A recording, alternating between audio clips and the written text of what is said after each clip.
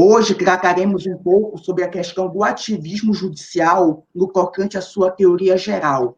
Para a gente tratar esse assunto, vamos trazer aqui um professor amigo nosso da Universidade do Estado do Amazonas, professor Daniel Aquino. Professor, seja bem-vindo e se apresente um pouco melhor para os nossos espectadores. Olá, Nelson. Muito bom dia. Em primeiro lugar, muito obrigado pela gentileza do convite. E sou professor de Teoria Geral do Direito na Universidade do Estado do Amazonas desde 2008, no primeiro concurso que foi realizado na época. Portanto, já são 12 anos na UEA. Além disso, também lecionei em outras universidades, mas atualmente me dedico a lecionar somente na UEA, além da minha outra carreira na área jurídica. Minha disciplina é Teoria Geral do Direito, uma disciplina pela qual eu sou absolutamente apaixonado, tenho um amor muito grande e que, infelizmente, eu considero que é bastante negligenciada. Uma disciplina que, a meu ver, precisa urgentemente ser restaurada em seus fundamentos, até mesmo para corrigir diversos dos problemas que serão apontados ao longo desta exposição.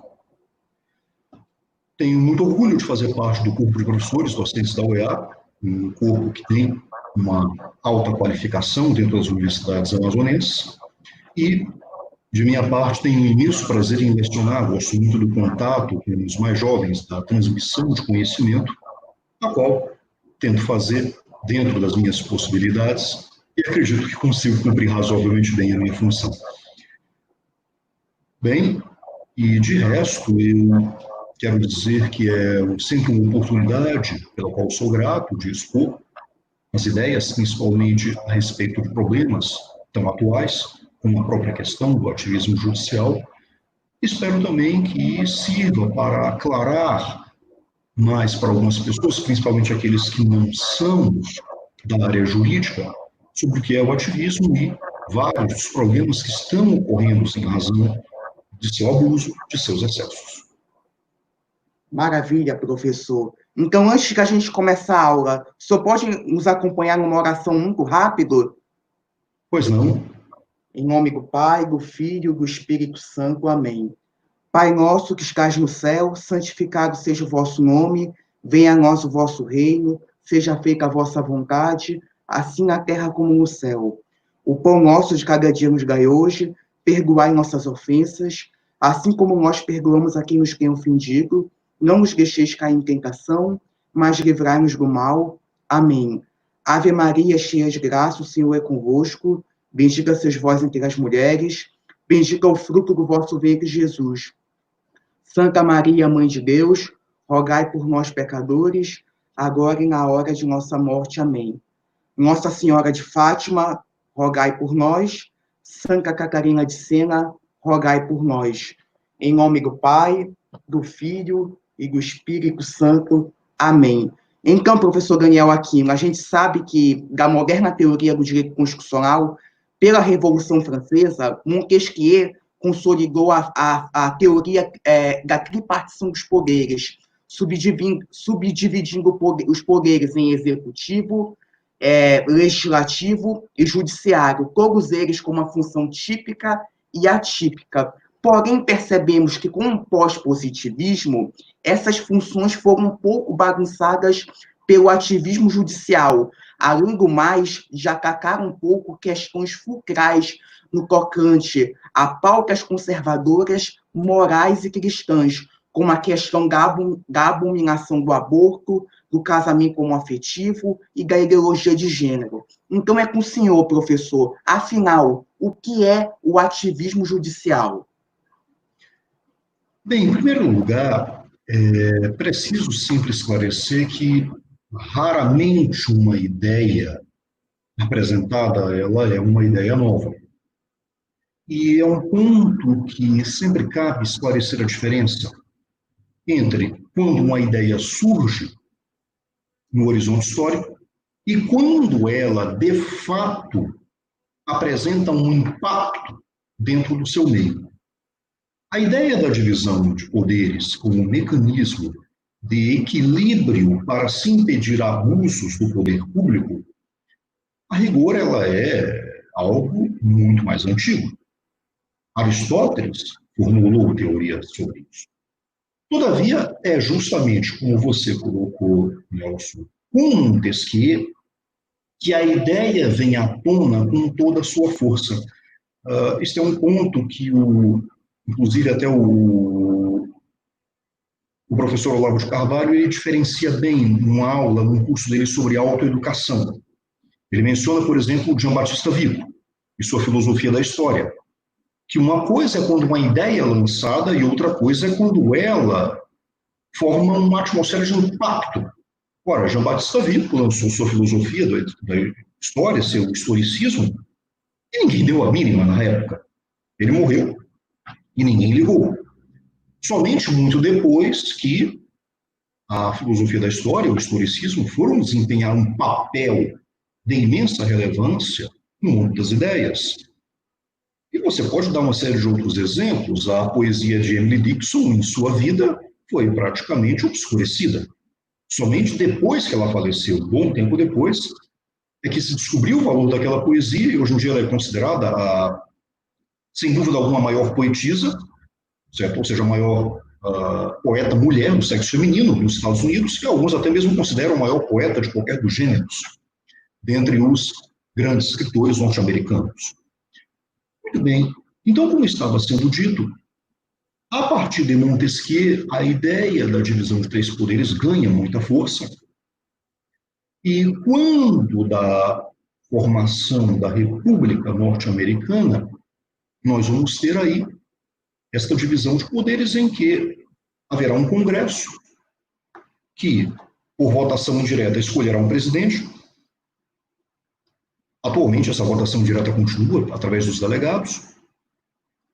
Esse presidente, por sua vez, nomeará um corpo de ministros que formará o poder executivo.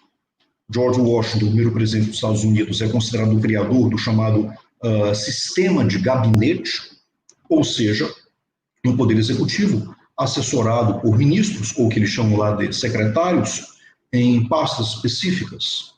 As primeiras pastas, né, criadas foram a de Relações Exteriores, né, secretário de Estado, com Thomas Jefferson, da Guerra, com o Harry Knox, que foi um general da Guerra Revolucionária, do Tesouro, o Alexander Hamilton, e o Procurador-Geral, certo? Um jurista norte-americano cujo nome me falha agora.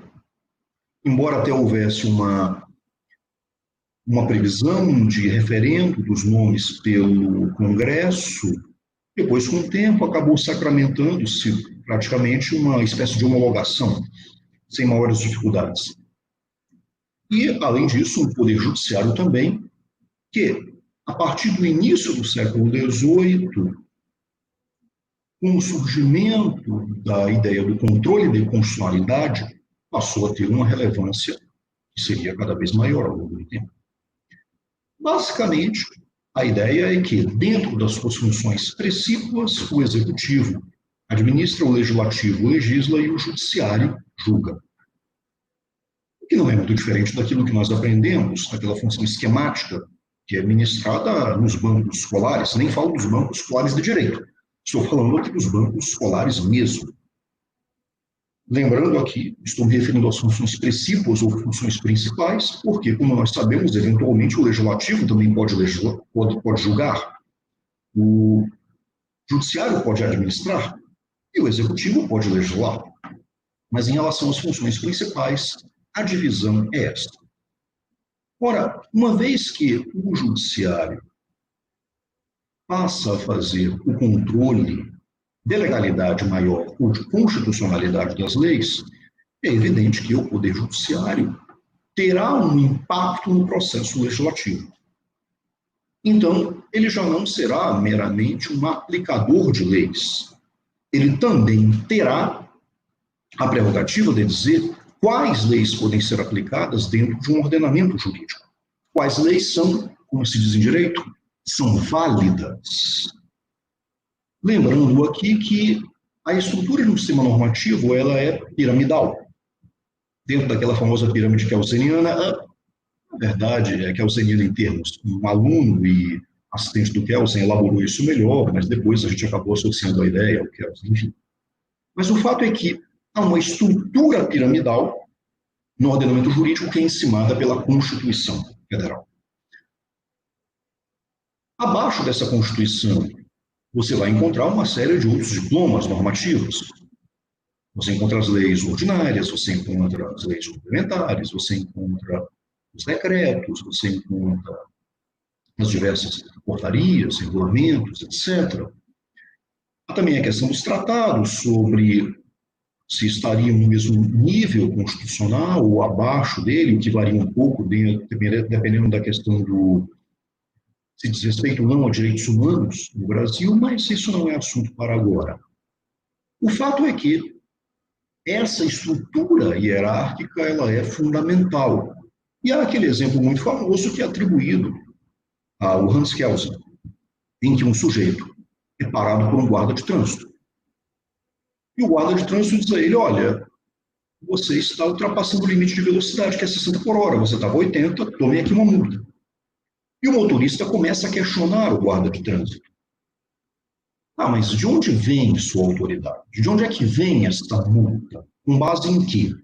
E o guarda de trânsito explica que a multa é prevista na lei de trânsito, que a autoridade dele deriva dele ser um servidor público, com atribuição também prevista em lei para fiscalizar os motoristas.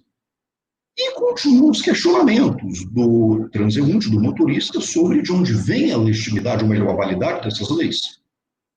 E aí o guarda explica que essas leis foram aprovadas por um Congresso, foram sancionadas por um Poder Executivo, e, novamente, o motorista ainda insatisfeito pergunta de onde vêm essas atribuições, até que o guarda diz, olha, tanto o Congresso, na sua função legislativa, quanto o Poder Executivo, tem suas atribuições previstas num texto maior chamado de Constituição.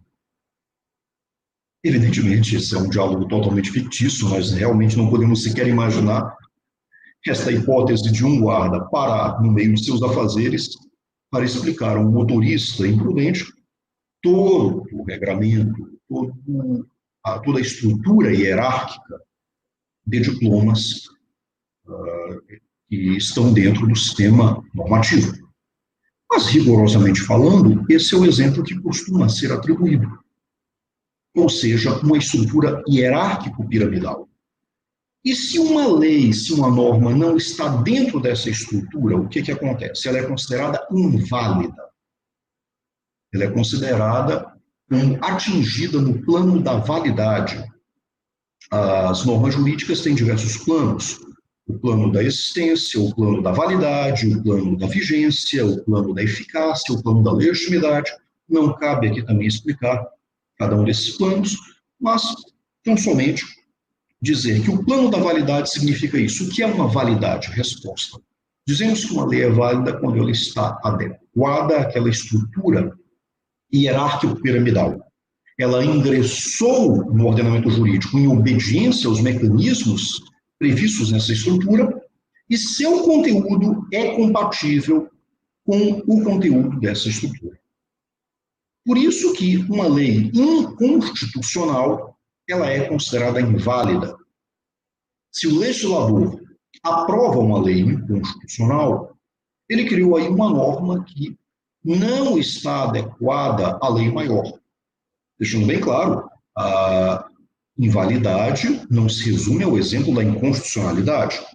A lei inconstitucional é o exemplo mais comum de invalidade dado nos manuais. Todavia, podemos ter outros tipos de invalidades, infraconstitucionais. Exemplo, o decreto regulamentador que vai contra a lei. Então, por exemplo, no estado do Amazonas, foi criada uma lei, a qual achei bastante interessante, prevendo a possibilidade de desconto no IPVA para motoristas que estivessem sem multas, sem pontos na carteira. Uma lei bastante interessante, o objetivo de incentivar o bom comportamento no trânsito.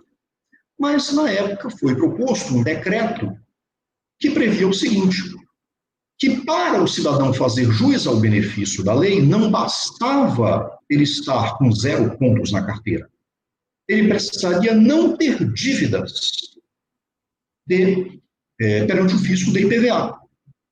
Bem, esse decreto poderíamos considerá-lo inválido perante a lei, porque a lei estabelecia de maneira muito clara qual era o requisito para se fazer jus ao benefício, essa isenção parcial do IPVA. Aliás, a propósito, né, se muita gente não tem conhecimento disso, tá? Mas basta você entrar no site da Secretaria de Fazenda e buscar informações. Se você for um bom motorista, fica aí a dica, você pode ter um alívio no bolso. Prosseguindo, uma vez que a lei estabelecia um único critério para fazer jus à isenção, o do motorista ser ficha limpa, digamos assim, o decreto não poderia estabelecer um novo critério. Nesta situação, o que temos é uma invalidade no decreto perante a lei. Bem? Prosseguindo, esse controle, portanto, de validade, seja validade constitucional, seja validade infraconstitucional, ele é um papel dentro do Poder Judiciário absolutamente aceito, absolutamente correto, absolutamente válido. Sobre isso não há que se falar em grandes controvérsias. O problema, contudo, ocorre quando, e aí que nós começamos a entrar na pauta do ativismo, quando o judiciário passa a expandir esse controle normativo, esse controle jurisdicional normativo de tal maneira a até mesmo considerar-se um direito de ir contra leis que são válidas, ou modificar-lhes o sentido à revelia, muitas vezes, do que prevê o próprio texto constitucional. Isso é o que nós chamamos de ativismo judicial, que, em essência, significa o seguinte: o judiciário ou alguns segmentos partem do princípio de que certas transformações no direito são necessárias, mas que o poder legítimo para isso, que é o Congresso, o poder legislativo, não está realizando essas mudanças na velocidade que deveriam ocorrer. E, portanto, ele, judiciário, decide tomar a bola para si, matar a bola no peito e chutar para o gol. Ou seja, ele, judiciário, decide desencadear essas mudanças indo muito além do seu papel tradicional, do seu papel estabelecido, de meramente ser um aplicador e um intérprete das leis. Eu digo meramente, não de maneira alguma rebaixando essas funções. Meramente no sentido de que o judiciário, no ativismo judicial, ele escapa daquela delimitação de competências e passa a interferir no que seria a atribuição de um outro poder, no caso, o poder legislativo. Então, como estava sendo dito, o problema ocorre aí quando o judiciário ultrapassa o que seriam suas funções tradicionais e passa a ser, inclusive, um legislador ativo. Note-se bem, o judiciário, portanto, ele já não se contenta mais com o seu papel de controle de legalidade e até mesmo controle de constitucionalidade, que inclusive significa o direito de afastar da estrutura certas normas que seriam consideradas inválidas. Isso não ocorreria em todos os casos, mas a gente vai explicar. Só que o judiciário não se contenta com isso e passa a se arrogar a um papel transformador da sociedade. E aqui nós temos o primeiro problema. A legitimidade desse papel, como é que fica?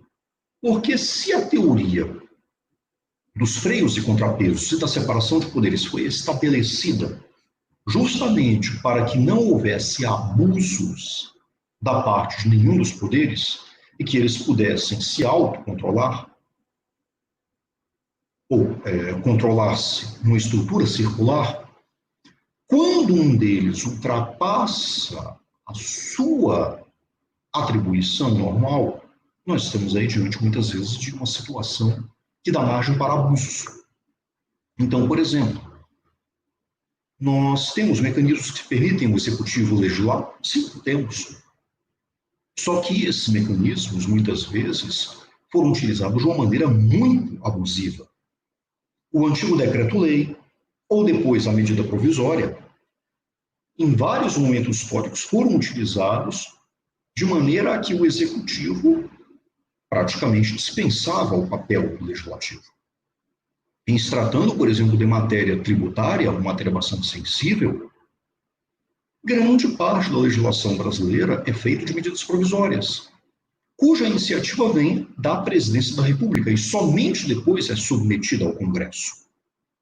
E era muito comum que as medidas provisórias passassem por sucessivas reedições, de maneira que o Poder Executivo ficava legislando em cima de uma matéria sensível, sem o devido e pleno controle do Poder Legislativo. É evidente que isso é uma situação que gera abusos, isso aí nem se discute. E o problema do ativismo judicial também pode se prestar ao mesmo raciocínio. É claro que preciso deixar bastante claro, pode-se pegar vários exemplos interessantes e positivos de ativismo judicial, mas o ponto aqui em questão envolve o exercício do poder. Se um dos poderes ultrapassa aquela que seria a sua moldura de atuação, de atribuição, de competência, o risco de que haja o abuso é muito grande. A ideia do ativismo judicial ganhou muita força nos Estados Unidos, e em várias causas bastante meritórias. Exemplo, a luta pelos direitos civis no tocante à população norte-americana negra. Ora, grande parte desses direitos civis, embora finalmente tenha vindo a Lei de Direitos Civis de 1964, mas grande parte desses direitos civis, da luta, apoiou-se em decisões do judiciário. Decisões que, a partir principalmente da década de 50, um pouco 40, mas também 50, passaram sistematicamente a considerar inconstitucionais leis que defendiam a segregação. Inconstitucionais com base em quê? Resposta com base naquele famoso artigo que diz que todos, aquela famosa ideia, aquela famosa norma que diz que todos são iguais perante a lei, que está tanto na Constituição brasileira quanto na Constituição norte-americana. Inclusive, outrora, a ideia de igualdade perante a lei chegou a servir como fundamento de decisão em favor da segregação. A ideia dos separados mais iguais, ou seja, em diversos ambientes de serviços públicos, ambientes públicos poderiam segregar negros e brancos desde que promovessem uma igualdade de estrutura. Bom, essa igualdade de estrutura, na verdade, não existia, era apenas uma camuflagem. Mas o fato é que, usando da ideia constitucional da igualdade perante a lei, as diversas normas de segregação passaram a ser derrubadas, como, por exemplo, leis que proibiam casamentos raciais mistos. Note aqui que, mesmo nesse ponto, você falar em ativismo judicial talvez seja um certo exagero. Por quê? Porque, rigorosamente falando, o que estava sendo feito nessas decisões contra a segregação dos Estados Unidos era dizer que as leis eram compatíveis com o texto expresso da Constituição, de que todos são iguais perante a lei.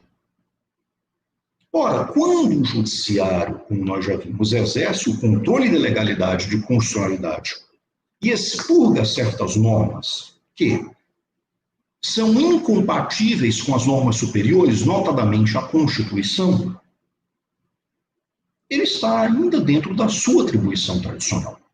Ele está ainda dentro da sua competência, a de declarar a validade ou a invalidade de uma norma jurídica. Portanto, embora seja muito comum utilizar-se a questão racial e as decisões do judiciário americano como exemplo de ativismo judicial, eu confesso que eu tenho algumas discordâncias, porque falar aí em ativismo judicial, no sentido puro da palavra, não sei se é muito apropriado. Porque, rigorosamente falando, o que o judiciário norte-americano estava fazendo nesse caso não era criando uma nova lei, era aplicando uma norma que já existia, a norma da igualdade perante a lei prevista na Constituição.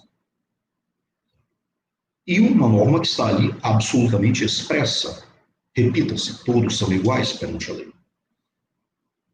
Todavia, a partir da década de 60, e é justamente nesse período que a expressão ativismo judicial surge, até por conta de um escritor, o Arthur Schlesinger, um escritor jornalista muito perspicaz, que traçou um panorama bem interessante da Suprema Corte dos Estados Unidos na época, e identificou o chamado ativismo judicial justamente como essa atitude proativa do judiciário em promover alterações no ordenamento jurídico que fossem compatíveis com certas transformações sociais. O problema, contudo, como foi explicado, é justamente na questão do abuso do poder, ou seja, quando se ultrapassa certos limites, e que infelizmente é o que vem acontecendo nos últimos tempos, dentro não só do ordenamento jurídico brasileiro, como em vários outros, no próprio ordenamento jurídico norte-americano. Então, por exemplo, a Constituição norte-americana ela é bem clara que a competência tributária é dividida da seguinte maneira: os impostos geridos pela União são aqueles previstos na Constituição, enquanto ficam a cargo dos Estados. A competência residual, que tem por base o próprio princípio da subsidiariedade, que inclusive é um princípio muito relevante na doutrina católica, quando analisa a estrutura de governo. Ou seja, que preferencialmente os mecanismos decisórios devem estar nas mãos das estruturas hierárquicas mais baixas, a localidade, a vila, o município. Em seguida, as estruturas intermediárias, os estados, e somente em situações fundamentais, em macroestruturas, como a do Estado-nação. Então, isso é um ponto que o princípio da subsidiariedade, a doutrina católica bate bastante nessa tecla, tem vídeos, tem explicações interessantes do padre Paulo Ricardo sobre isso, no site dele, um site muito bom, recomendo, sou assinante, inclusive, e quando temos a situação como esta, fica bem claro que na competência tributária dos Estados Unidos, quem trata dos impostos em geral são os estados. Mas aí o que aconteceu? Ao longo do tempo, o Poder Executivo passou a expandir sua competência tributária de uma maneira absolutamente tirânica. Inclusive, houve denúncias, por exemplo, de que Barack Obama teria usado o Serviço de Informações da Receita Federal dos Estados Unidos para perseguir inimigos políticos. Ora, rigorosamente falando, nada disso teria por lastro o texto da Constituição norte-americana. Mas o que aconteceu? O judiciário norte-americano passou sistematicamente a chancelar, a dar o aval a abuso do poder executivo. E sempre sobre a alegação de que era necessário que o poder executivo federal tivesse maiores recursos para realizar uma série de obras sociais, etc. Bem, isso aí já é uma justificativa de cunho social, mas que não é o que está previsto na lei. Caso se pegue a Constituição norte-americana, seu texto original deixa muito claro de que maneira estava estabelecida a competência tributária e a competência fiscal. Só que quando o judiciário já se vê imbuído de uma visão, repito, de que ele é um agente de transformação social, um agente ativo e não meramente um agente passivo, nós podemos ter situações como esta. No caso aqui do direito brasileiro, há muitos e muitos anos que o ativismo judicial ele vem sendo utilizado de maneira a transformar o juiz no árbitro supremo do direito, inclusive desconsiderando a lei. Caso se pegue manuais de hermenêutica jurídica, a hermenêutica é a ciência da interpretação. Caso se pegue manuais de hermenêutica jurídica de décadas atrás, eles eram muito claros sobre a função de um magistrado. Eu vou ler aqui um trecho do manual Hermenêutica e Aplicação do Direito, tá, do professor Carlos Maximiliano, cuja primeira edição é de 1924. Ele diz: em geral, a função do juiz, quanto aos textos, é dilatar, completar e compreender, porém, não alterar, corrigir, substituir. Pode melhorar o dispositivo graças à interpretação larga e hábil, porém não negar a lei, decidir o contrário do que a mesma estabelece. A palavra negar, inclusive, o professor Carlos Maximiliano, no texto, colocava em itálico, ou seja, em destaque. Ao magistrado não cabe negar a lei. Bem, isto aqui hoje em dia, falando aqui no ano de 2020, isso é considerado uma coisa absolutamente fora de moda. A doutrina do professor Carlos Maximiliano, ou mesmo de outros famosos juristas especializados em hermenêutica do direito brasileiro, como, por exemplo, o professor Limon de França, ela é desprezada. Se observarmos, na verdade, o que aconteceu ao longo das últimas décadas, nós veremos que a doutrina jurídica passou sistematicamente a defender critérios mais e mais elásticos de interpretação judicial, expandindo o arbítrio do juiz de uma maneira que, atualmente, os recursos disponíveis de interpretação tornaram-se tão dilatados que um juiz pode dar uma decisão, por mais estapafúrdia, por mais esdrúxula, por mais que ela ignore a lei, ele pode dar essa decisão essa decisão desconsiderando a lei, ele pode dá-la encontrando algum tipo de fundamento para isso. Isso é um problema, em primeiro lugar, de imensa insegurança jurídica. Porque se o magistrado pode se sobrepor à lei, mesmo sem estar em jogo questões ligadas à invalidade da lei, se ele pode se sobrepor à lei ao seu bel prazer, nós estamos diante de um problema. O congressista que é eleito por nossos votos para legislar tem seu poder esvaziado. O judiciário que não é eleito por ninguém tem seu poder dilatado. Notem bem, o poder legislativo é constituído por procedimentos, por processos democráticos, eleições. O poder judiciário é constituído por um processo meritocrático, por concurso público. Algo absolutamente válido, sem dúvida. Mas concurso público não confere legitimidade democrática a ninguém. Aliás, inclusive a história de que o judiciário tem que ser democrático, isso não tem pé nem cabeça. Isso é uma expressão bonitinha, está bem, mas que simplesmente não tem lógica. O judiciário não é constituído democraticamente. Nós não elegemos juiz. Há países, há ordenamentos jurídicos que permitem a eleição de juiz? Sim, há. E não estou aqui criticando esses ordenamentos jurídicos. Estou apenas dizendo que dentro do ordenamento jurídico brasileiro, juiz não é eleito. Simples assim. Mas então, uma vez que, dentro da visão de ativismo judicial, mais e mais você tem a dilatação do poder do magistrado, isso pode gerar situações em que as decisões judiciais passam a ignorar o que diz a lei. Então, vamos aqui pegar um exemplo bastante simples e que está atualmente bastante em voga. Como nós sabemos, o STF, sob a condução do ministro Alexandre de Moraes, está promovendo um inquérito para apurar o suposto problema das fake news. Já estamos aqui diante de um problema, tá? Não existe essa categoria no direito brasileiro, delito de fake news. Existe o delito de calúnia, de injúria, de difamação. A calúnia é a falsa imputação de um crime a alguém, a injúria é a conduta insultuosa, a difamação é a atribuição de fato ofensivo a alguém que não seja crime. Nós temos essas categorias do direito Mas não existe a categoria de fake news, então já temos aí um problema. Vamos retornar àquilo que eu disse antes. É muito perigoso o uso de categorias elásticas que permitem ao aplicador da lei, no caso ao juiz, fazer o que bem entenda.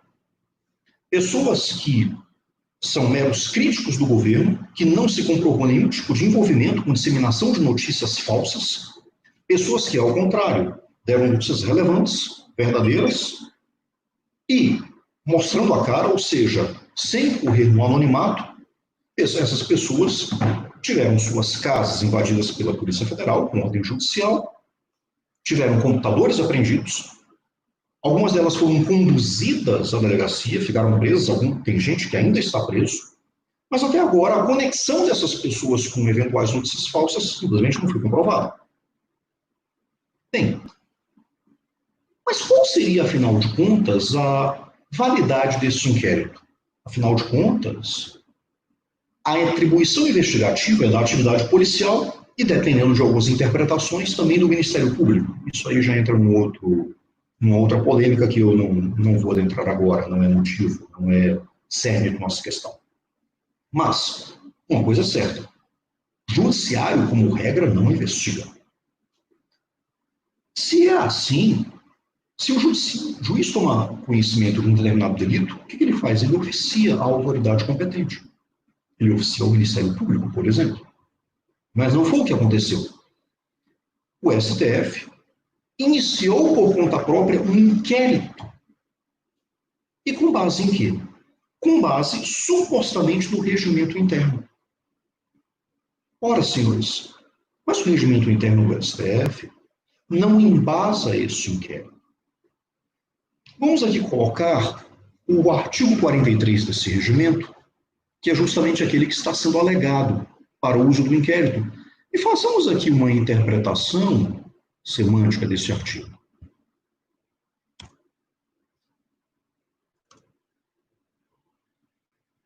Esse aqui, senhores, é o regimento, desculpe, é o artigo do regimento interno do STF, está bem? E gostaria de ler para explicar muito bem por que este inquérito não encontra base na legislação. Vejam só, o artigo 43 diz que, ocorrendo infração à lei penal na sede ou dependência do tribunal, o presidente do STF, tá? Não é o presidente da República, o presidente do STF instaurará inquérito se envolver a autoridade ou pessoa sujeita à sua jurisdição, ou delegará essa atribuição a outro ministro. Eu chamo aqui a atenção para 4 conjunções que estão no caput, ou seja, na cabeça aqui do artigo. Nós temos por 3 vezes a conjunção ou e temos uma vez a conjunção se. Estão aí grifadas, eu creio que está bem visível. Muito bem. O que é uma conjunção aqui? Ou, ora, ela é uma conjunção alternativa, para ser mais exato, uma conjunção coordenativa alternativa. Ou seja, ela envolve aqui possibilidades. Tá? Ou. Muito bem. A alternativa ou adversativa, tanto faz. Perdão, alternativa ou disjuntiva, tanto faz. Quais são as possibilidades? Ele diz que, se ocorrer infração à lei penal na sede ou dependência do tribunal, esta primeira oração aqui, ela estipula uma competência em razão da matéria e em razão do lugar. Competência em razão da matéria, ocorrendo infração à lei penal. Não é lei civil, não é lei trabalhista, não é nada, é infração à lei penal. Onde? E aí vem a competência em razão do lugar. Na sede ou dependência do tribunal. Que tribunal é esse? Resposta: Supremo Tribunal Federal. Ora, a norma aqui já disse de maneira muito clara. A competência para um inquérito instaurado pelo presidente do STF, no caso, ocorrerá quando houver violação de lei penal na sede ou dependência do tribunal. Ou, está aqui muito claro, ele não deixa outras alternativas, ou é na sede ou na dependência do tribunal. E pronto. E, neste caso, o presidente instaurará inquérito. E aí, em seguida, denuncia aqui, certo? Se envolver a autoridade ou pessoa sua jurisdição. Aqui nós temos uma competência em razão da pessoa. Ou seja, se na infração a esta lei estiver envolvida pessoa, uma autoridade ou pessoa sujeita à sua jurisdição. É uma observação rápida, né? Aqui o legislador não foi muito feliz, porque a autoridade também é pessoa. Então bastaria que ele tirasse esta palavra autoridade e apenas deixasse se envolver pessoa. E aí já estaria o sentido da norma bastante claro. A menos, lógico, né, que algumas pessoas achem que autoridade judicial não é pessoa, é Deus. Bom, aí já é outra história. Mas, pois bem, nós temos então aqui uma competência em razão da pessoa. E, por fim, nós temos aqui uma competência em razão da atribuição na condução do inquérito. Porque na instauração do inquérito, ou o presidente do STF fará, ou ele delegará essa atribuição para o ministro. No caso, o presidente do STF, o ministro Dias Toffoli, delegou isso a quem? Ao ministro Alexandre de Moraes. Percebam, então, que as possibilidades aqui são colocadas de maneira muito clara, assim como as respectivas competências, respectivas atribuições. No direito, competência é sinônimo de atribuição. E aí ele diz, nos demais casos, o presidente poderá proceder na forma deste artigo, ou requisitar a instauração de inquérito à autoridade competente. Mas quais seriam os demais casos? Essa é a pergunta.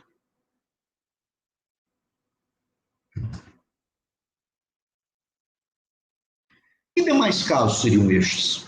Nós vamos então voltar ao artigo 43.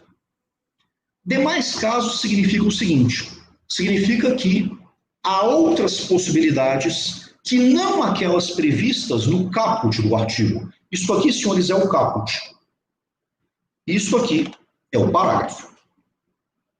Se o parágrafo primeiro fala em demais casos, significa o quê? Situações que não estão previstas no caput. Demais casos não previstos no caput. Quais são esses casos? Bom, nós temos aqui que olhar justamente as situações em que a lei, em que a norma jurídica, colocou alternativas. Ele fala aqui numa alternativa referente à competência e atribuição de lugar. Sede ou dependência do tribunal. Ora, ele está abrindo brecha para outras alternativas? Não. Ou é na sede ou na dependência do tribunal que, ocorrendo a infração à lei penal, se aplicará esse dispositivo. Que mais? Se envolver a autoridade ou pessoa sujeita à sua jurisdição. Também aqui, ou uma autoridade ou uma pessoa comum sujeita à jurisdição do STF. Portanto, o que nós temos aqui? As duas possibilidades já estão elencadas. O texto não está abrindo novas possibilidades. Quando ele usa a partícula ou, já se considera normal. Nós vemos diversos operadores do direito defendendo este inquérito, inclusive, com argumentos absolutamente pífios. O ministro Alexandre de Moraes, por exemplo, deu um argumento que simplesmente não merece ser levado a sério. Ele disse que, mesmo quando o ato delituoso supostamente praticado ocorreu fora do STF, em razão daquele parágrafo primeiro, que fala em demais casos, a competência do STF estaria prevista. Isso é um absurdo total. Porque o parágrafo primeiro, sobre demais casos, não se refere à competência, é na sede ou nas dependências do tribunal. Não abre brecha ali para outro tipo de lugar. O ministro, portanto, que está presidindo o inquérito simplesmente está usando um dispositivo legal distorcendo a sua aplicação. Isso é algo bastante perigoso. Isso é bastante perigoso para o equilíbrio dos poderes. Nós estamos vendo também, nos últimos tempos, sucessivas decisões que barram, por exemplo, nomeações que são da competência exclusiva do Poder Executivo. Com base em quê? Com base na conjectura de que as pessoas nomeadas não irão agir de maneira correta no cargo. Ora, em primeiro lugar, ninguém tem bola de cristal. Certo? Quando, por exemplo, o presidente da República tentou nomear o delegado-chefe da Polícia Federal, ele precisava obedecer o seguinte requisito: que o delegado fosse um delegado de carreira da classe superior. O requisito estava sendo obedecido? Estava. Mas o que aconteceu? Foi dada uma decisão judicial dizendo que a nomeação de uma pessoa com proximidade com o presidente da República comprometeria a lisura, a idoneidade do desempenho dessa pessoa na tarefa. Isso já é uma violação frontal do princípio da presunção de inocência. Você não pode obstaculizar uma pessoa que preenche os requisitos objetivos para um cargo, obstaculizar a nomeação dela com base na sua presunção de que essa pessoa irá cometer um delito. Mas foi exatamente isso que o STF fez. E, repito, a revelia do que prevê o texto normativo. Nesse ponto, o ministro Ives Gandara gravou um vídeo no YouTube muito contundente, bastante educado, sem dúvida, mas mesmo com toda a educação, com toda a gentileza, bastante contundente, em que ele dizia textualmente que estava ali sendo rasgado o ordenamento jurídico de maneira nítida, uma vez que o Poder Judiciário estava invadindo uma esfera de competência do Poder Executivo. Só que isso é uma coisa muito perigosa, porque quando nós temos invasões sucessivas de competência, nós temos o risco de rompimento de uma tessitura institucional muito delicada. E isso está acontecendo de uma maneira absolutamente nítida. As políticas públicas do atual presidente estão sendo barradas constantemente no judiciário com base em princípios ou absolutamente abstratos, como, por exemplo, a dignidade da pessoa humana. Aliás, um uso muito comum de princípios amplos para que eles possam impugnar normas, e isso vai contra, inclusive, a própria ideia tradicional que se tinha de princípios, da aplicação deles na lei. Dentro do ordenamento jurídico brasileiro, o princípio, que tende a ser mais genérico, ele foi colocado como, isso está textualmente na Lei de Introdução às Normas do Direito Brasileiro, ele foi colocado como um mecanismo de complementação, de preenchimento de lacuna no direito. Quando a lei não dissesse o que fazer, poderiam ser usados os mecanismos da analogia, dos costumes e dos princípios. Bem, nos últimos anos, nas últimas décadas, os princípios passaram por uma revolução, digamos assim, uma revolução hermenêutica, que eles foram alçados ao primeiro patamar. O problema é que vários dos princípios possuem uma abrangência muito grande e um conceito muito aberto. Dignidade da pessoa humana é uma coisa bastante variável. Ora, aquilo que alguns consideram que integra a dignidade da pessoa humana, outros consideram que não integra. E aí, como é que fica? Inclusive, esse era o motivo pelo qual o professor Limon de França, no seu manual sobre princípios gerais do direito, cuja primeira edição é da década de 70, ele defendia o seguinte: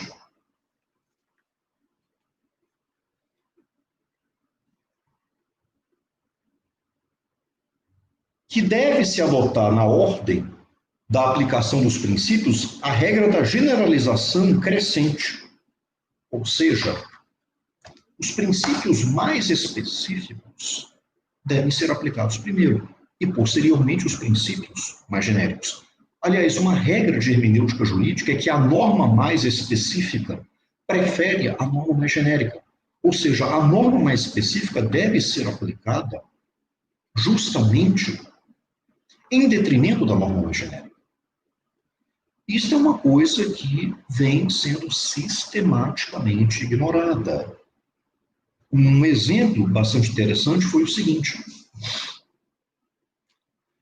a nossa Constituição, no seu artigo 58, 59, 10, prevê que, quando da declaração de inconstitucionalidade de uma lei, a chamada declaração incidental, o que deve ser feito? O Judiciário comunica ao STF para que este proceda à suspensão da lei. Muito bem. O que aconteceu? Isso, repito, está expresso no texto constitucional. Mas o que aconteceu? No ano de 2017, o Supremo Tribunal Federal decidiu que isso não valia mais.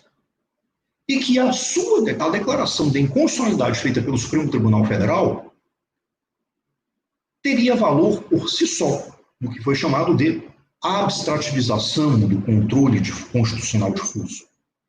E que, portanto, nessa situação, mesmo sem passar pelo crivo do Senado Federal, como expressamente prevê a Constituição, a lei seria expurgada do ordenamento jurídico.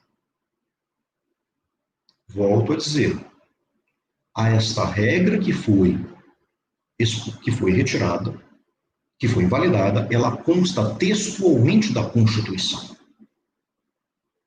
Você não consta, deixando bem claro, não como emenda, mas como norma constitucional originária. E o Supremo Tribunal Federal simplesmente disse que ela não seria válida, que seria inclusive uma visão ultrapassada. Isso é o exemplo clássico de ativismo judicial. O judiciário não pode pegar uma norma constitucional, e, repito, norma constitucional originária, e jogá-la na lata do lixo, simplesmente porque acha que ela está ultrapassada. Os mecanismos democráticos existem para isto. Se a ideia é que a transformação jurídica acompanha a transformação social, então que a sociedade, se ela deseja ver essa transformação, vote nos candidatos que vão efetuar essa transformação no legislativo. Até porque fica uma coisa muito cômoda, e eu vou até usar uma expressão que está bem na moda, no lugar da fala, fica uma coisa muito cômoda do judiciário dizer que tal regra não está mais em consonância com os anseios da sociedade, sendo que ele não tem autoridade nenhuma para falar em nome da sociedade, ele não foi eleito por ela. Repito, o judiciário, ele é composto meritocraticamente, ele não é composto democraticamente. Talvez podemos até interpretar que em países onde o judiciário pode ser eleito, a função deva ser diferente, mas não é o caso do Brasil. Magistrados, em regra, são concursados. Todo magistrado, ele teve que fazer algum tipo de concurso na vida. Mesmo aquele que não é magistrado oriundo da carreira. E volto a dizer, uma vez que há essa situação de se ir frontalmente contra o texto normativo, contra o texto constitucional, temos rompimento do equilíbrio entre poderes. A tessitura do ordenamento fica fragilizada, mais do que já está. Ora, além disso, nós temos aí um problema muito sério, o déficit democrático. Por quê? Porque certas pautas podem ser impostas à sociedade sem passar pelos canais democráticos. Isso é uma coisa que não vai ser tratada agora, isso será assunto ainda de outros encontros, mas nós podemos mencionar rapidamente, como exemplo, a questão do aborto. Aqueles que defendem a legalização do aborto sabem que esta pauta não vai passar pelos meios democráticos. A população é majoritariamente contra o aborto. E, diga-se passagem, aquela bobagem, se os homens tivessem filhos, seriam a favor do aborto. Não. As pesquisas sobre rejeição ao aborto indicam que a maioria, tanto de homens quanto de mulheres, é contrário a esta prática. E, portanto, contrário à sua legalização.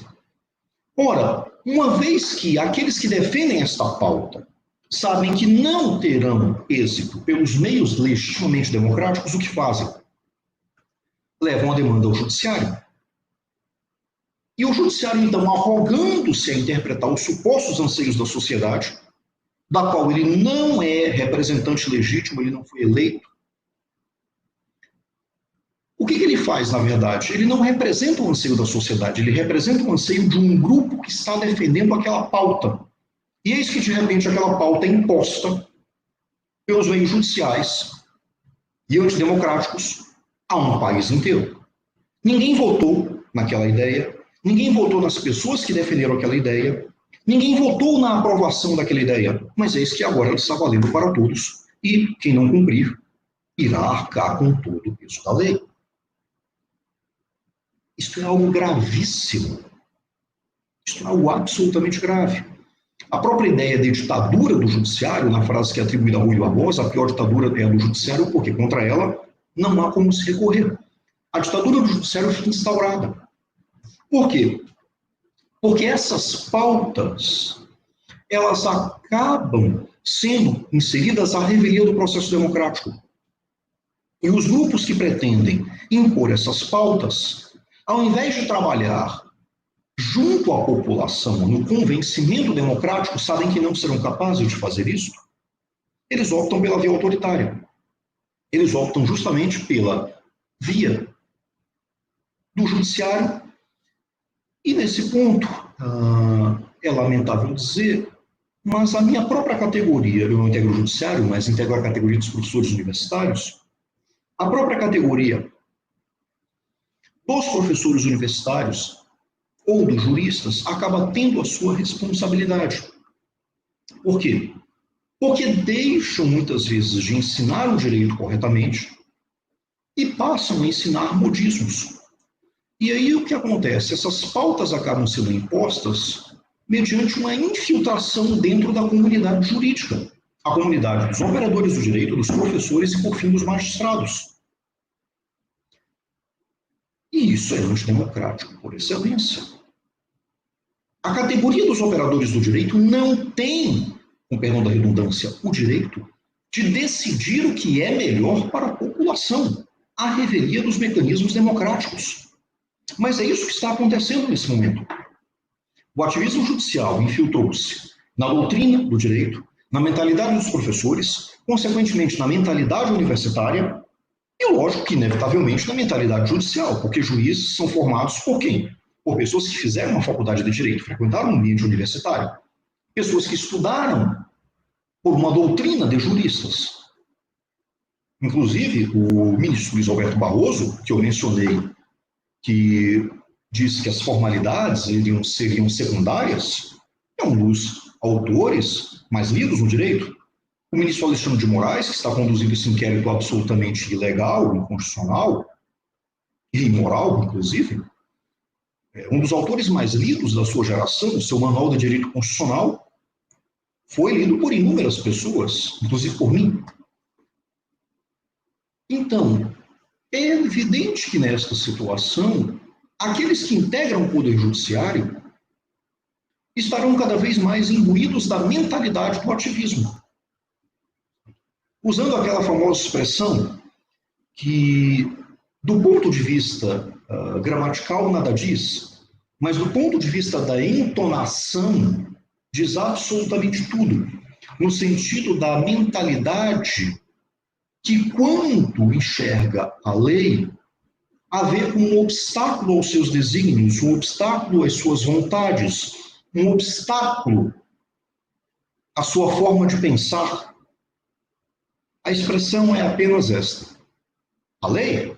A lei.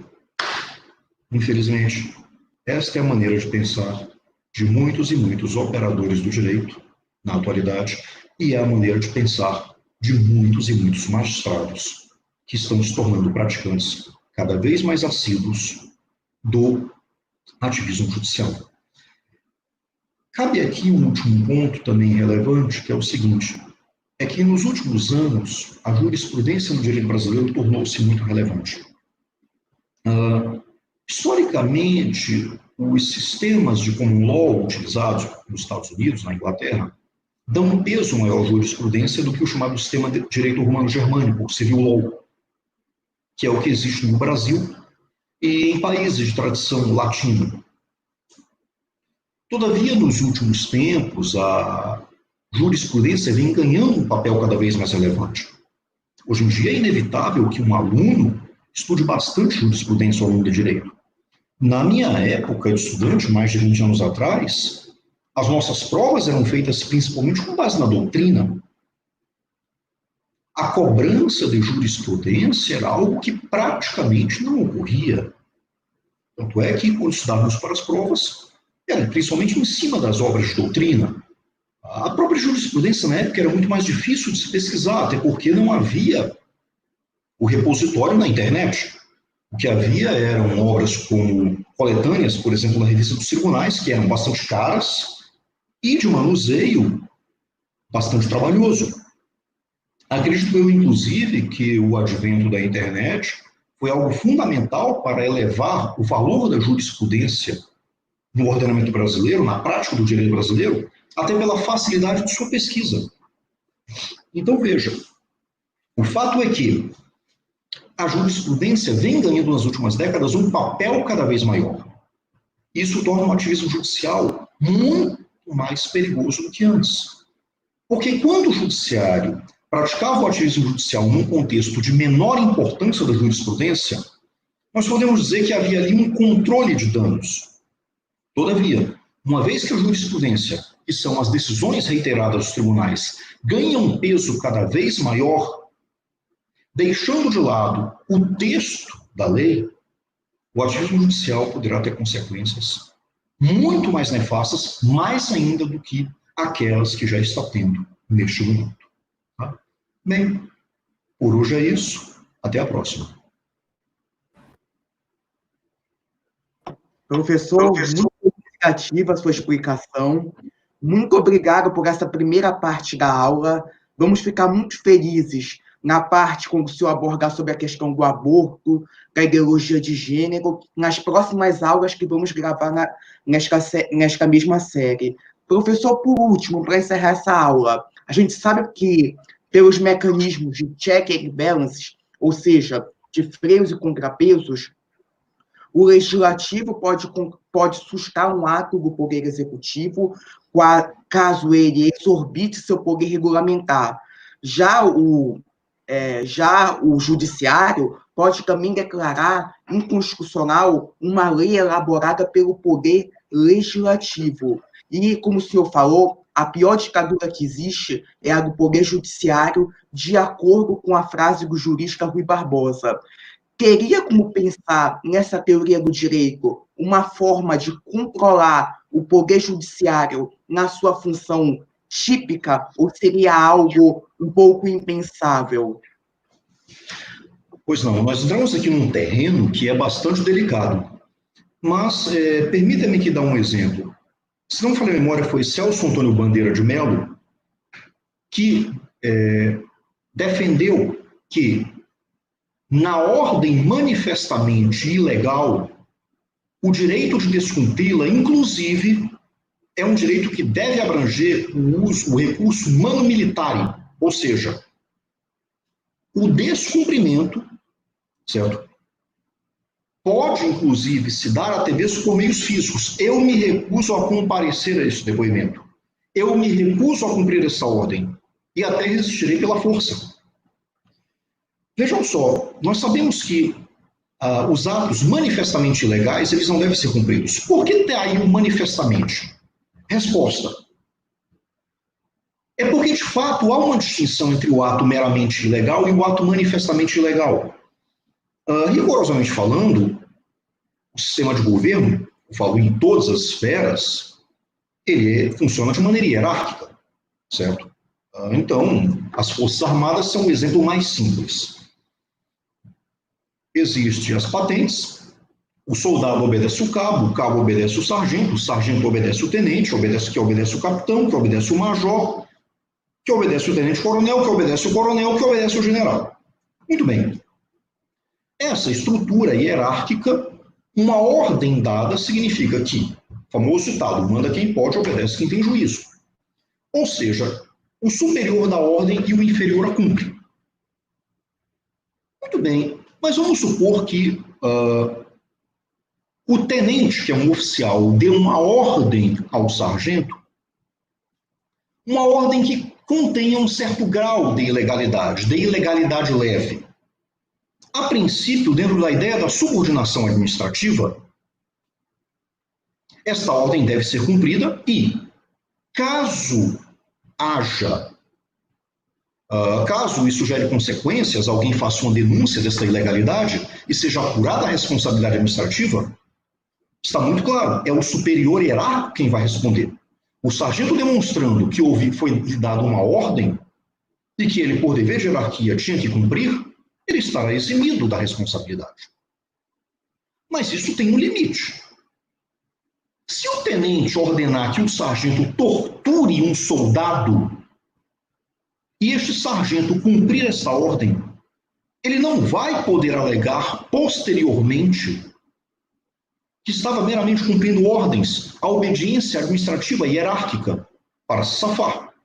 Ele vai responder juntamente com esse tenente, um como sendo o mandante do crime, o outro como sendo o executor. Portanto, é evidente que nesta situação cabe a esse sargento desobedecer o tenente e dizer: sua ordem é ilegal, eu não vou cumpri-la. Aliás, mais que ilegal, desculpe, ela é manifestamente ilegal. É quando a ilegalidade ela está de tal maneira manifesta, que simplesmente não há como você dar cumprimento àquilo. Nós não estamos falando de algo que possa gerar uma certa discussão sobre a possibilidade ou não de se cumprir. Nós não estamos falando de algo que possa ensejar uma discussão sobre problemas menores envolvidos. Nós estamos falando de algo que pode gerar um grande dano. Certo? Há de convir que muitas ilegalidades podem ser revertidas. Um procedimento legal pode ser depois anulado e deve ser anulado pela administração pública. O Estado tem o dever de ofício de anular as ilegalidades que eventualmente sejam cometidas em atos seus. Mas certas coisas não se voltam atrás. Aquele soldado que for torturado pelo seu sargento, como é que você volta atrás no que foi feito? Não há como voltar. O sujeito já sofreu a tortura e vai carregar as marcas dela. Veja, numa situação, por exemplo, como esta, do inquérito ilegal do STF, particularmente eu entendo que o presidente da República estaria respaldado para ordenar à Polícia Federal que não cumprisse os mandados do STF nesse caso.